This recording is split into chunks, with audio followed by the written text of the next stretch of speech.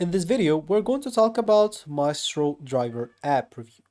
Is this worth it for drivers or not? So, what is Mystro first of all? Mystro is a driver assistance app. Instead of manually switching between Uber, DoorDash, and any other apps that you may use, Mystro helps manage offers in one workflow.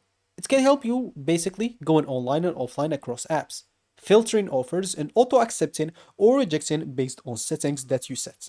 Also, it will help you reduce phone jiggle or jiggling while driving. Maestro helps centers says driver can basically tap go and bring linked gigs apps online and tap stop to take services offline. The main features of Maestro includes feature like multi-app automation, offering filtering, earning tracking, mileage tracking, and auto switching between gigs apps.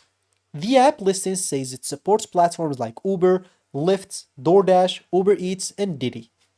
So, is this worth it for you or not? I'm going to mention the pros and cons of Maestro, and I'll let you to be the decider if it's good for you. So, one of the pros of Maestro, it's basically good for multi-app drivers. So if you drive for several apps at the same time, Maestro can reduce the stress of switching manually. Of course, it can also filter bad offers for you. You can set rules based on your pay, distance, and other offer details. So you can auto accept or auto decline some offers. Of course, this is useful also while driving because you do not want to keep jumping between apps while driving. And it's useful for serious gigs drivers. If you drive basically full time, even small efficiency improvements can matter. But what are the cons of Maestro? Of course, you'll not find them on their websites. So Maestro is basically not useful for single app drivers. If you only use one app, Maestro is probably not worth it for you. Of course, it can also be glitchy sometimes.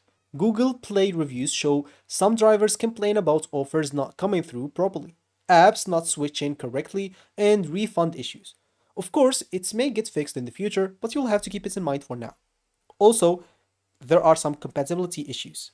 Compatibility can break after app updates. Some App Store reviews mention issues after Uber updates, including missing destination information or notification not working.